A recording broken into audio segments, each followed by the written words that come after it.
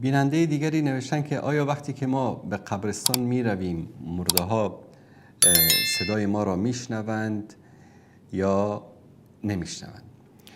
در صحیحین حدیثی است از رسول الله صلی الله علیه و آله و سلم که پیامبر صلی الله علیه و سلم در روز بدر تعدادی از سران قریش که کشته شده بودند اونها رو در چای انداخته بودند. در اونجا رسول الله صلی الله علیه و سلم رفتن اونها رو صدا کردن: یا ابا جهل، یا امی ابن خلف، یا عتبه، یا شیبه، یا ربیعه، الیس قد وجدتم ما وعد ربکم حقا؟ آیا شما مگر نیافتید آنچه را که پیامبر وعده داده بود که بر حق به تحقق پیوست؟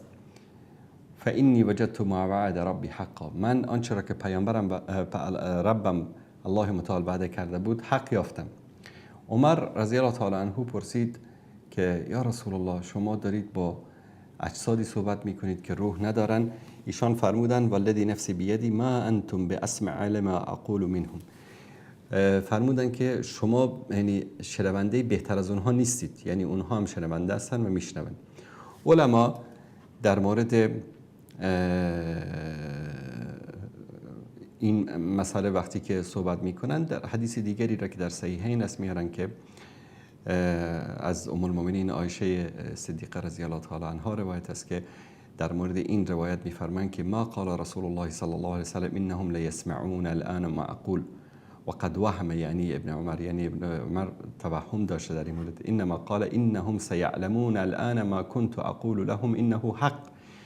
میگه اینجا پیامبر صلی الله علیه و سلم به شکل مجازی این مسئله رو بیان کردن که کانه مثلا یک نفر مرده، به کسی ظلم کرده، این نفر که بهش ظلم شده در پشت جنازه اون میره، شاید دیده باشیدن. دیدی چی شد؟ دیدی از دنیا رفتی؟ دیدی همه چیز تموم شد؟ دیدی همه مال و منالتو گذاشتی؟ این به این معنی نیست که اون طرف داره این حرفا رو میشنوه. به این معنی است که این طرف حقیقتا امروز وارد زندگی شده که همه این حقایق رو داره میبینه و همه آنچه که وعده شده بود در قرآن و سنت اونها رو داره درک میکنه.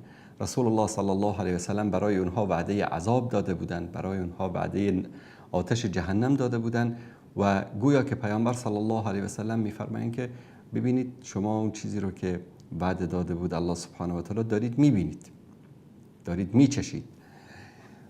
و عده‌ای هم این رو به این تفسیر کردن که اونها در اون لحظه‌ای که رسول الله صلی الله علیه و سلم و اینا رو اجسادشون رو در چاه انداخته بودن، به خاطر اینکه عذابشون رو الله سبحانه و تعالی چند برابر بکنه، این پیام رسول الله صلی الله علیه و سلم رو به گوش اونها رسانید. و ما مسلمانان اعتقاد داریم که مردن پایان زندگی نیست. مردن قطع شدن ارتباط کلی انسان با جهان نیست، بلکه جهان دیگری است، شنوایی است، بینایی است، همه حواسی که انسان داره در اونجا داره. اما اون زندگی با زندگی جسمی و جسدی و مادی که ما در جهان داریم فرق میکنه. بر صورت این که ما به قبرها میریم، به قبرستان ها میریم، آیا مرده ها صدای ما را میشنون؟ الله سبحانه و تعالی در قرآن کریم این مسئله رو برای ما فیصله کرده و در قرآن کریم برای ما میفرماید. من این رو برای شما بیارم، این آیه رو بیارم نشونتون بدم که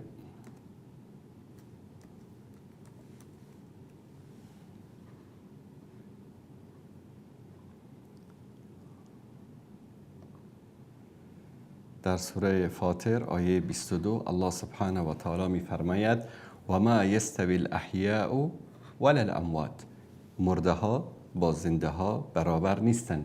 ان الله یسمع من یشاء. الله سبحانه و تعالی هر کس را بخواهد به او میشنوایاند، به گوش او میرساند. این رو هر کسی رو که الله سبحانه و تعالی بخواهد. و ما انت بمسمع من فی القبور. و تو کسانی را که در گور خفته‌اند نمیتوانی آنها را بشنوانی، یعنی صدایت را به آنها برسانی. الان شما تصور بکنید، یک تصور منطقی، یک آدم صالح و نیک و شایسته از دنیا رفته، همسرش، دخترش، پسرش، فرزندانش آمدن سر قبرش. گریه، پدر تو رفتی و زندگی خراب شد، اینجا این مشکلات پیش اومد، اونجا مشکل. خب زندگی اون بیچاره رو در برزخ تبدیل به جهنم میکنن. روزانه 1000 نفر بیاد سر قبر این، خاصا بعضی از بزرگا مثلا، هر کسی شکایت خودشو بکنه، خب زندگی بیچاره در برزخ تبدیل به جهنم میشه. به همین دلیل اعتقاد کلی اهل سنت و جماعت این است که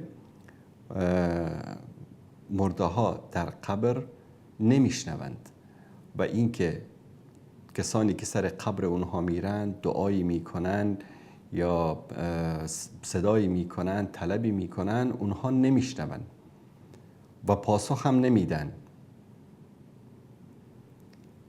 الله سبحانه و تعالی میگوید که در قرآن کریم، این آیه را برای شما عزیزان بیارم.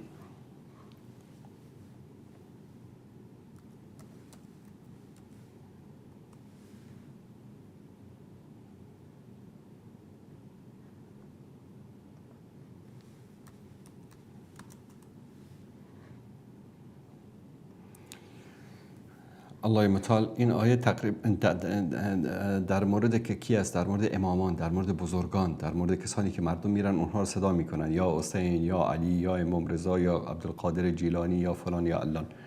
الله متعال میفرماید، این آیه رو نشون بدید دوستان.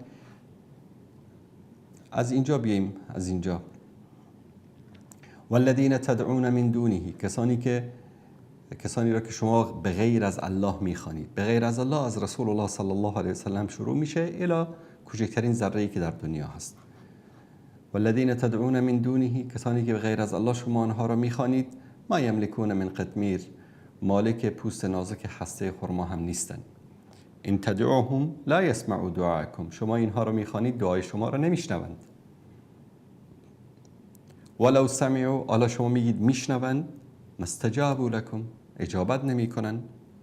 و یوم القیامت یکفرون بشرککم، و روز قیامت این شرک شما را کفر می‌ورزند، انکار میکنن. پس وقتی که اولیا، بزرگان، چون هیچ مسلمانی نمیره مثلا یک انسان فاسق و فاجر و یک انسان شدادی رو بیاد صدا بکنه از او کمک بخواه، عموما کمک و طلب استغاثه از کیا میشه؟ از امامان، از بزرگواران، مشایخ، انسانهای متقی و صالح. و این آیه هم در مورد اونهاست.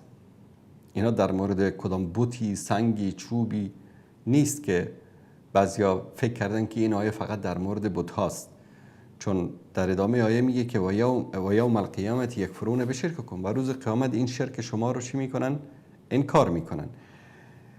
پس اینها کسانی هستند که در روز قیامت اونجا در میدان حشر حضور دارن و انکار میکنن. انسانهای مؤمنی هستند که این شرکی رو که انسانها برای اونها انجام دادن رو در اونجا انکار میکنند. به خاطر همین برادر عزیز جواب کلی این است که مرده ها نمیشنوند.